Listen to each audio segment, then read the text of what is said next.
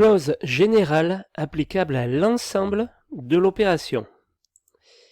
Cette description générale peut se trouver en tête du CCTP de chaque lot ou faire l'objet d'un document commun indépendamment appelé CCTP généralité applicable à tous les corps d'État ou CCTP 0. On verra aussi CCTP 0 parfois. Le canevas de cette description générale peut être le suivant. Présentation de l'opération, objet de l'opération, liste des lots avec nature des travaux, tableau des surfaces, typologie des locaux, obligations diverses des entrepreneurs, implantation et piquetage, nettoyage, précautions diverses, protection des végétaux, cuvelage en sous-sol.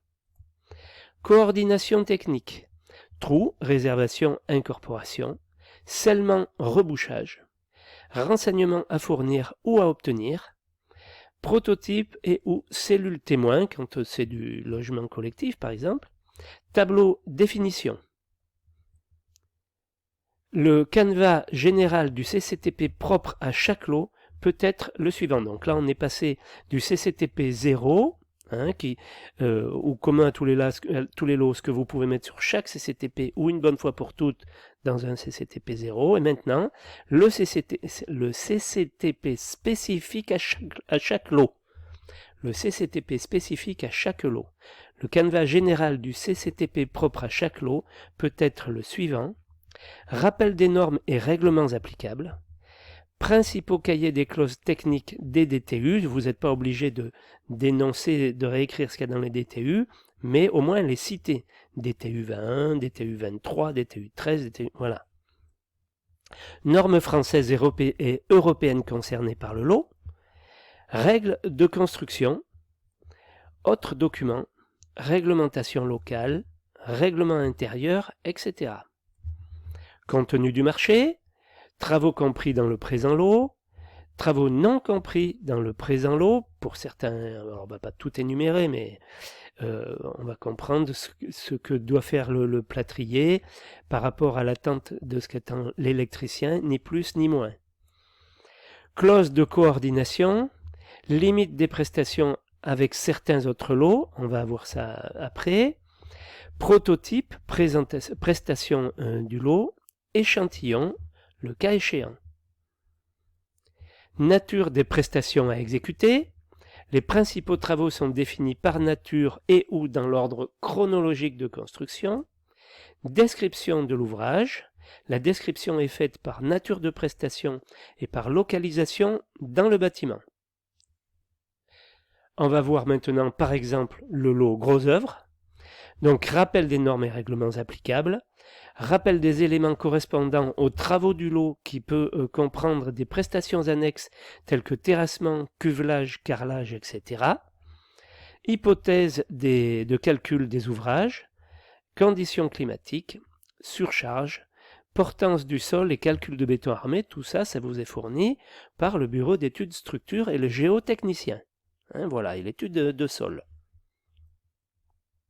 Contenu du marché, liste succincte des prestations comprises et non comprises, clause de coordination, limite de prestations, tranchées, percement, scellement, réservation, sécurité générale, nettoyage des voies publiques, ouvrages existants, trait de niveau, étude des autres participants, étude de béton armé exécutée par le maître d'œuvre, coordination des études avec les autres corps d'État, étanchéité, menuiserie, par exemple. Nature des prestations à exécuter, terrassement, exécution des déblais, réglage des fouilles, remblai et évacuation, démolition des maçonneries, épuisement des venues d'eau. Ça, c'est un exemple, c'est à voir chantier par chantier.